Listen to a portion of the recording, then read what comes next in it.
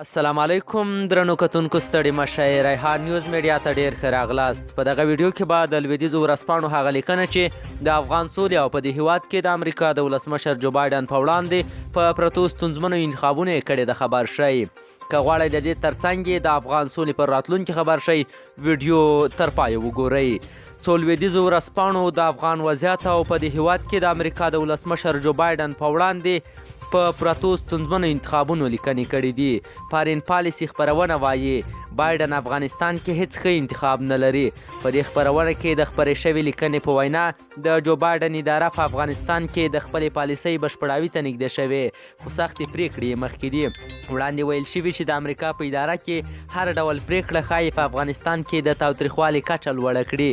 د هغې هوکړې له مخې چې د امریکا متحده ایالاتو یو کال مخکې په همدې شپو ورځو کې له طالبانو سره لاسلیک کړه، باید امریکایي ځواکونه د مې میاشتې تر لومړۍ نیټې په بشپړه توګه له افغانستان څخه ووځي، خو په دې شرط چې طالبان له ترهګرو ډلو سره اړیکې پرې کړي او تاوتریخوالی راکم کړي. فارین پالېسي لیکي د جمهور رئیس بایډن پریکړه ښایي په امریکا کې غبرګونونه وپاروي، په ځانګړې توګه د مخالفینو په منځ کې یې. د لیکوال په وینا دا به د بایډن د بهرنۍ پالیسۍ تر ټولو لویه پریکړه وي. لیکوال د هغو دریو انتخابونو یادونه کوي چې په باور یې د بایډن اداره باید ترې یو غوره کړي. لومړی دا چې د امریکا متحده ایالات له افغانستان څخه خپل ځواکونه وباسي، په دې صورت کې به طالبان واک ته د رسیدو لپاره جګړې ته زور ورکړي. د فارین پالېسي خپرونې په وینا په افغانستان کې د بایډن دویم انتخاب دا کیدای شي چې امریکا د مې لومړۍ نیټه له پامه وغورځوي، چې په دې صورت کې به د لیکوال په وینا طالبان امریکا د قطر له هوکړې څخه په سرغړاوي تورنه کړي. دریم انتخاب چې د خپرونې په وینا د بایډن اداره یې خپلولی شي دا دی چې امریکا او طالبان بیا هم خبرې وکړي، څو په پایله کې د افغانستان څخه د امریکایي سرتېرو د وتلو نیټه تمدید شي. د واشنګټن ټایمز ورځپاڼې لیکلي په افغانستان کې ناټو او امریکا له 20 کاله تیرولو او میلیاردونو ډالرو لګښت وروسته اوس هم له پخواني وضعیت سره مخ ده.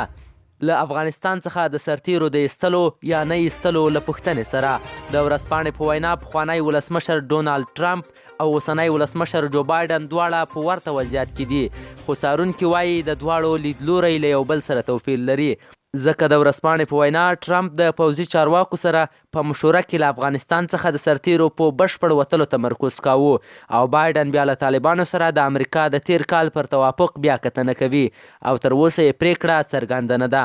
د ډیپلومات خپرونې لیکلي سربیره پر دې چې دوحه کې د سولې بین الافغاني خبرې بیرته پیل شي، په دې هېواد کې وژنو او ناامنیو هم زور اخیستی.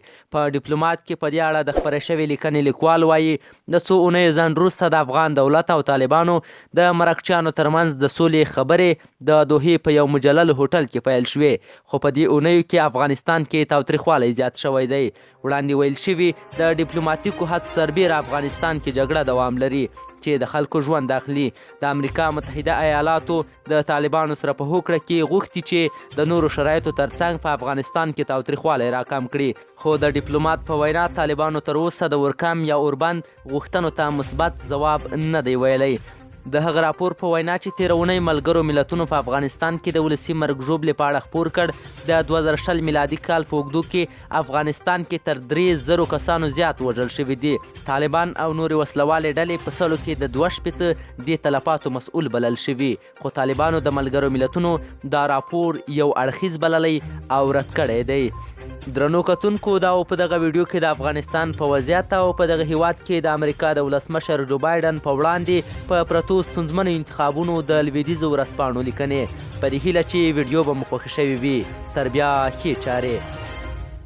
که تر اوسه مو زموږ د یوټیوب چینل نه وي سبسکرایب کړی نو همدا اوس یې سبسکرایب کړئ او په ګنټي نښان باندې لازمي کلیک وکړئ تر څو زموږ هره نوې ویډیو تر تاسو لومړی در ورسیږي. که ویډیو مو خوښه شوه نو هر مرو یې در سره لایک کړئ.